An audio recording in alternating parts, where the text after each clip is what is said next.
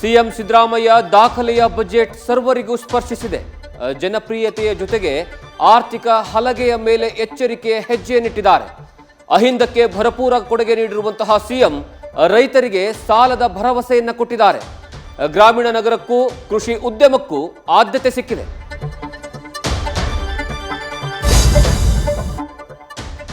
ಎದ್ದಿರುವ ತಕರಾರುಗಳಿಗೆ ಸಿದ್ದು ಬಜೆಟ್ನಲ್ಲಿ ಉತ್ತರ ಕೊಟ್ಟಿದ್ದಾರೆ. ಗ್ಯಾರಂಟಿಗೆ ಸಿಂಹಪಾಲು ಅರ್ಪಿಸಿರುವಂತಹ ಸಿಎಂ ಅಭಿವೃದ್ಧಿಗೂ ಶಂಕುಸ್ಥಾಪನೆ ನೆರವೇರಿಸಿದ್ದಾರೆ. ಯುವ ನಿಧಿ ಮರೆತರೂ ಯುವಕರಿಗೆ ಉದ್ಯೋಗ ಆಕಾಂಕ್ಷಿಗಳ ಆಸೆ ಈಡೇರಿಸಿದೆ. ಆದರೆ ಸಾಲದ ಆತಂಕ ನಿವಾರಿಸಲು 4 ಇಲಾಖೆಗಳಿಗೆ ರೆವಿನ್ಯೂ ಟಾರ್ಗೆಟ್ ಒಪ್ಪಿಸಿದ್ದಾರೆ.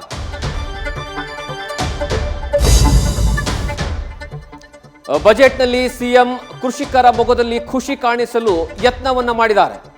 ಮುಖ್ಯಮಂತ್ರಿ ಕೃಷಿ ವಿಸ್ತಾರ, ವಸುಧಾಮೃತ ಯೋಜನೆ ಜಾರಿ ಮಾಡಿ ಪಶುಸಂಗೋಪನೆಗೆ ಪ್ರೋತ್ಸಾಹವನ್ನು ನೀಡಿದ್ದಾರೆ. 4 ಕಡೆಗೆ ಮತ್ಸ್ಯದರ್ಶಿನಿಗಳ ಸ್ಥಾಪನೆ ಆಗಲಿದೆ.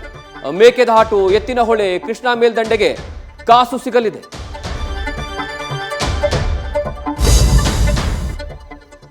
ಈ ಬಾರಿ ಬೆಂಗಳೂರಿಗೆ ಭರ್ಜರಿ ಲಾಟರಿ ಹೊಡೆದಿದೆ. 5 ನಗರ ಪಾಲಿಕೆಗಳಲ್ಲಿ 1255 ಕೋಟಿ ರೂಪಾಯಿ ಮೊತ್ತದ ಮೂಲಸೌಕರ್ಯ ಕಾಮಗಾರಿಗಳಿಗೆ ಹಣ ನೀಡಲಾಗಿದೆ. ಸುರಂಗ ರಸ್ತೆ ಯೋಜನೆ, ಮೆಟ್ರೋ ರೈಲು ವಿಸ್ತರಣೆ, ಬಿಸಿನೆಸ್ ಕಾರಿಡಾರ್ ಘೋಷಣೆಯಾಗಿದೆ.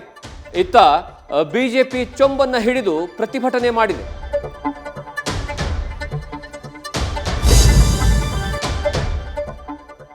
ಮೊಬೈಲ್ ಇಲ್ಲದ ಜೀವನ ಊಹಿಸಲು ಕಷ್ಟ.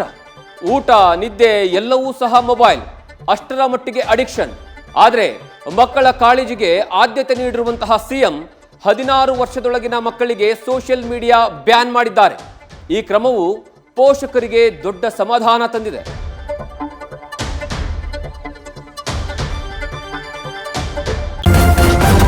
ನ್ಯೂಸ್ ಫಸ್ಟ್, ನಿರ್ಭೀತಿಯಿಂದ ನಿಮ್ಮ ಪರವಾಗಿ.